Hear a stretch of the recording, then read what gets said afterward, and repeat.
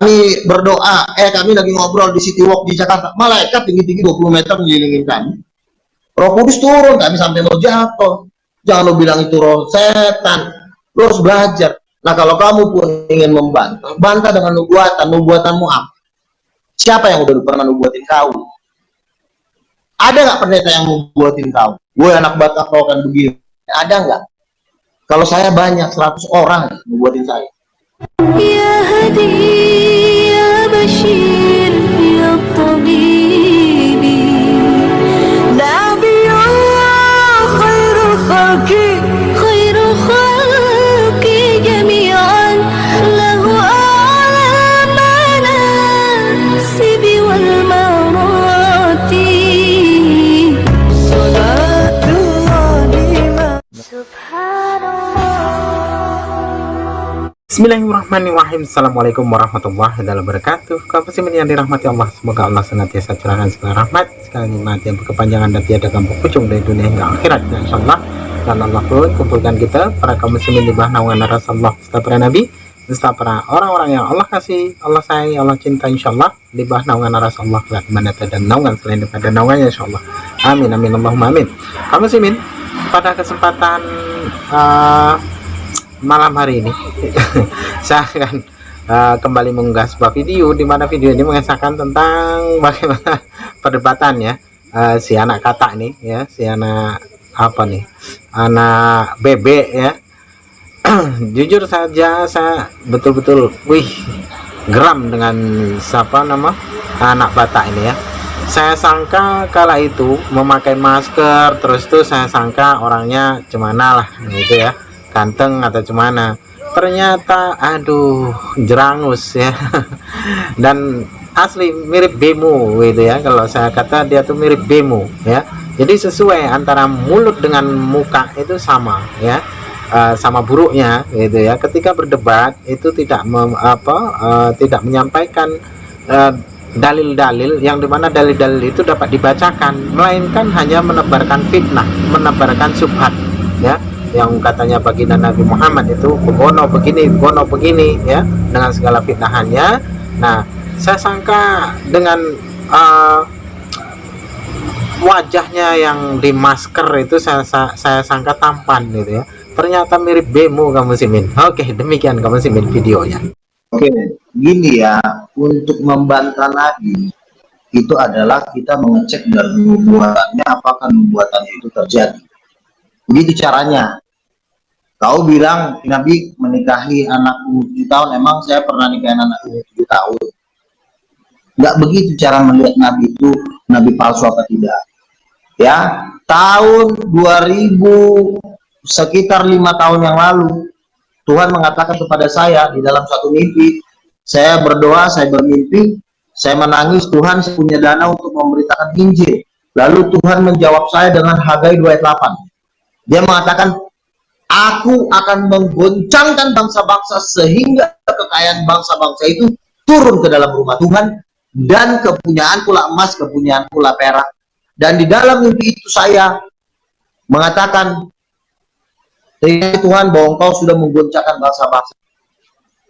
Apa yang terjadi? Pak Jokowi kemarin mengatakan bahwa emas Freeport dari 9% sekarang sudah dikuasai 70%.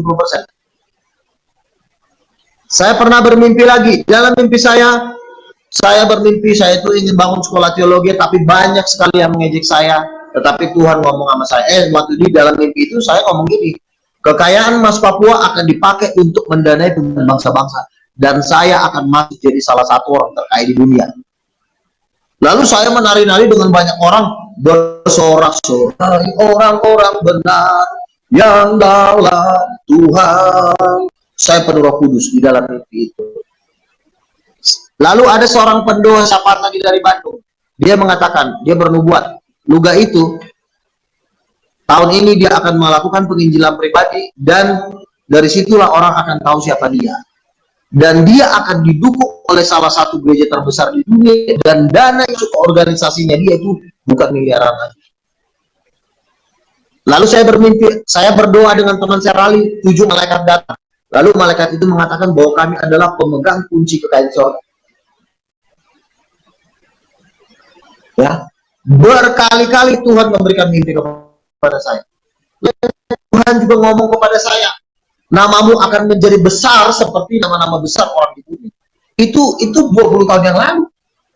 Dan apa yang terjadi sekarang? Betul, nama saya masuk majalah, sering masuk nama saya masuk majalah Sabili, udah 5 kali atau 6 kali. Ya, masuk insert, masuk stasiun TV. Semua mimpi saya digenapi. Lalu saya bermimpi lagi, tim fakta saya tiup dalam nama Yesus mati, jatuh dia. Ustaz mau minta, jatuh, meninggal. Digenapi semua mimpi saya. Ada si Evi, orang Muslim. Evi, kamu akan dibawa Tuhan ke sorga. Setahun kemudian, Bang Luga, saya udah jadi Kristen. Kenapa? Saya dibawa Tuhan Yesus ke sorga. Saya melihat ada api, lalu Tuhan Yesus mengatakan aku lah Tuhan. Terjadi semuanya. Satu pun gak ada yang terjadi, bro. Jadi cara membuktikan Nabi itu seperti itu, bro. Ya, semua nubuatannya terjadi. Kan Rasul Paulus juga bilang, kamu jangan anggap enteng nubuatan. Cara melihat orang itu Nabi, nubuatannya apa? Nah, kamu pertama, siapa yang nubuatin kamu? Apa nubuat kamu? Kamu nggak pernah dinubuatkan, kamu nggak pernah bernubuat, nggak ada juga yang nubuatin kamu. Saya yang menubuatin saya itu hampir 100 orang. Ada gembala sidang dari Surabaya. Dia mengatakan kepada saya, anak ini banyak mengalami penolakan, tapi dia ini adalah hamba Tuhan. Dan Tuhan punya rencana yang luar biasa dalam hidup. Ada seorang lagi, ada seorang pemain trompet. Saya disuruh beli nasi goreng. Saya beli dari lantai 20, saya turun. Habis saya naik, Bang Luga, maafin saya Bang. Kenapa kok minta maaf sih? Saya bilang, maafin saya Bang ya. Dia bilang, kenapa? Orang saya nggak ada apa-apa kok. Iya Bang. Tadi pada waktu abang beli nasi goreng, Tuhan ngomong saya, Bang. Dia itu hamba. Lalu saya melihat Pak Nik, pendeta besar. Tuhan bilang dia hamba. Dia mengatakan saya hamba. Oh gitu ya Bang, saya bilang. Udahlah, segala kemuliaan Tuhan. Jadi orang yang bernubuat kepada saya, bukan saya yang ngaku-ngaku nabi. Lalu si Eli di jaringan doa nasional itu organisasi internasional, nggak main. Ya, Bang Luga, saya melihat apa? Saya kemarin berdoa, saya bukan melihat abang. Saya melihat abang berdiri di atas satu panggung, itu yang hadir lebih dari 3 juta orang. Dan yang 3 juta itu Bang berteriak Bang. Dia itu nabi, dia itu adalah rasul. Itu Bang yang hadir nggak ada ujungnya Bang. Jadi kita itu harus bernubuat dan dinubuatkan. Jangan cuma ngomong-ngomong. Kau kan dari tadi nggak ada bernubuat. Nggak ada juga yang nubuatin kau. Anda silakan. Habis. Silakan. Nah, terima kasih Pak Luga. Silakan mic-nya dimatikan. Biar jangan berisik. Oke. Pak Luga tadi mengklaim kalau PT Freeport itu bisa diakuisisi oleh Indonesia karena nubuatan Pak Luga. Pak Luga sama saja dengan pengikut-pengikut Nabi palsu yang lain yang mengklaim segala sesuatu.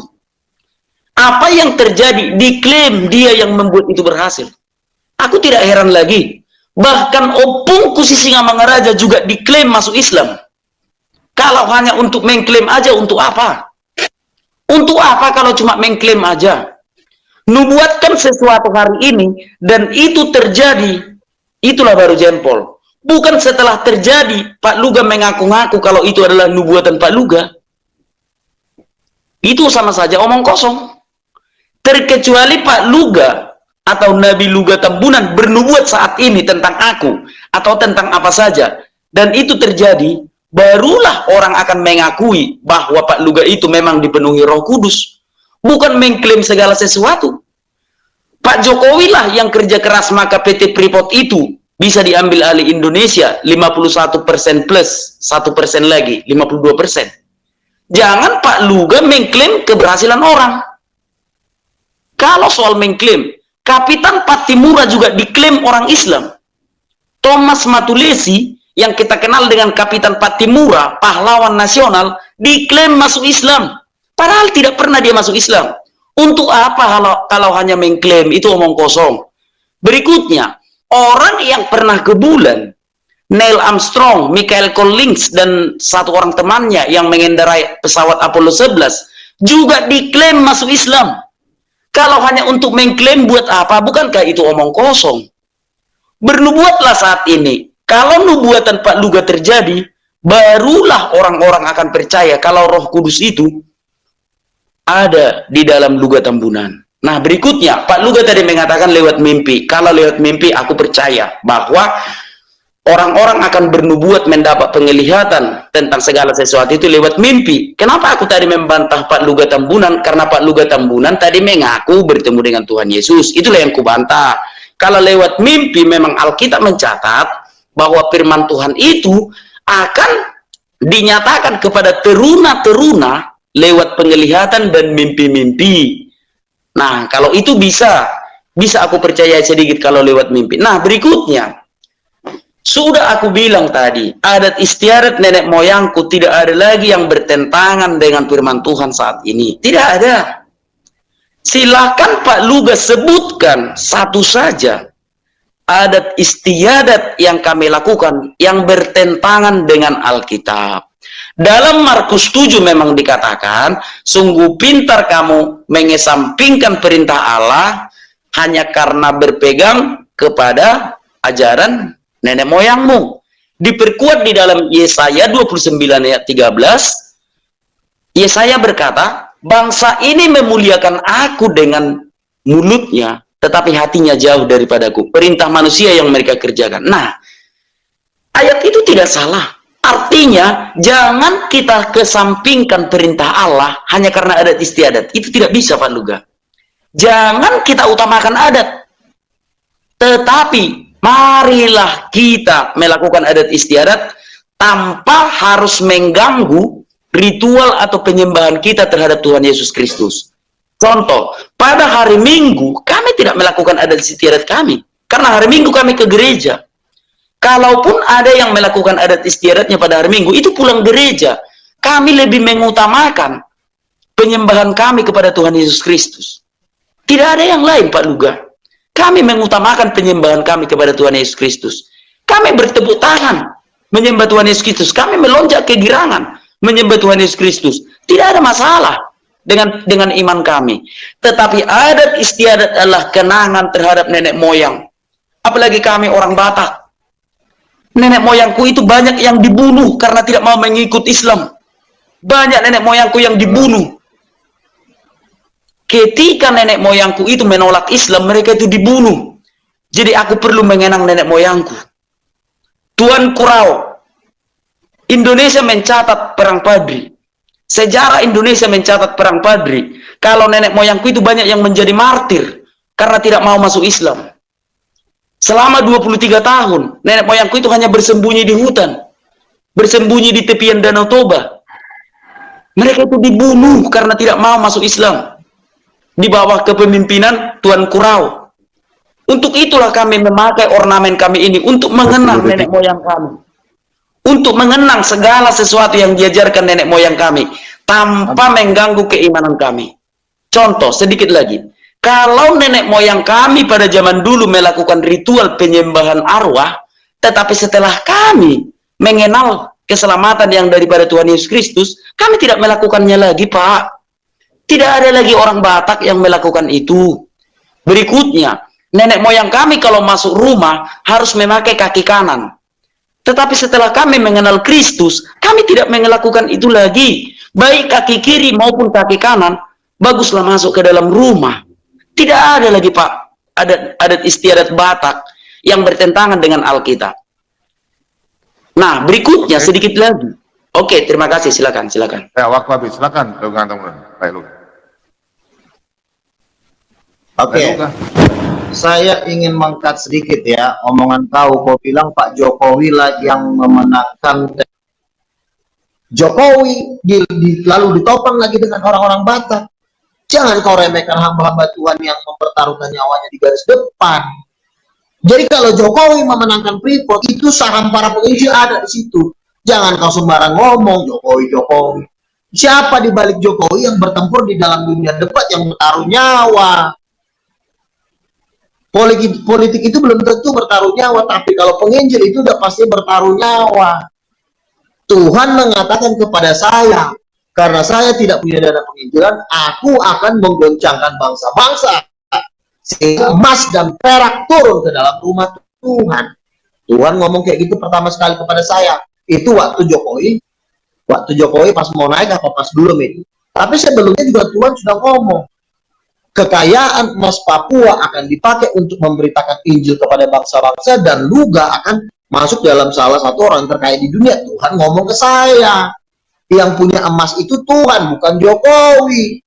Nah, doa-doa orang Kristen inilah mendukung Pak Jokowi memiliki hikmat untuk memimpin bangsa ini. Bank Dunia tahu siapa Jokowi karena Jokowi itu didukung oleh orang Kristen, khususnya orang Batak.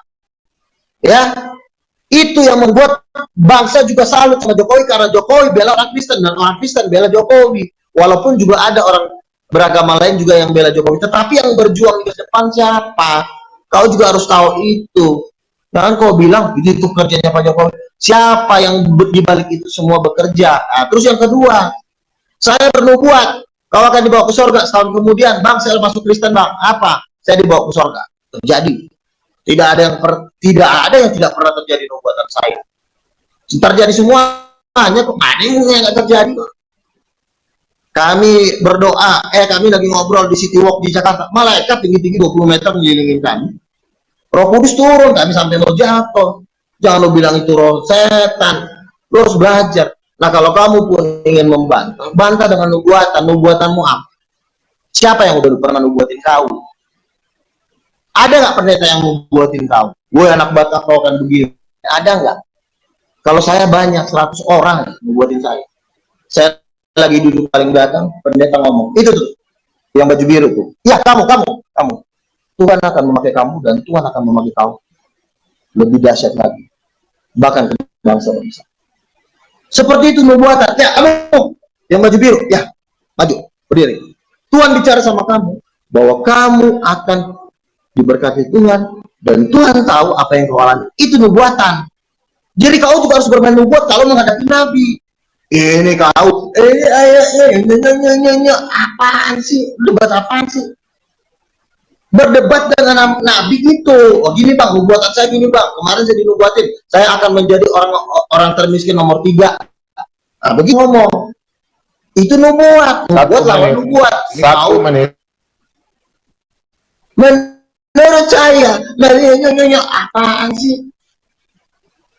Nubuatan udah ratusan kali, 2000-an kali. 2 kali aja lo bernubuat. Nubuat lawan nubuat, jangan nubuat lawan pengajaran. Pengajaran sama orang gila. Ngomongin nubuatan, ngomongin bener kita apaan sih? Nggak nyambung, debat sama lu. Sekolah lu. Oke, waktu habis, silakan Anda Batak. Udah nggak punya nubuat, nggak punya mujizat pula. Sudah, Anda Batak lagi. Habis waktu. Silakan. Oke, iya. Ya, mic-nya dimatikan dulu, Pak Luga. Nah,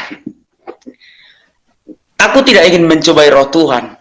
Karena Alkitab mencatat, sepasang suami istri mencobai roh Tuhan seketika mereka mati.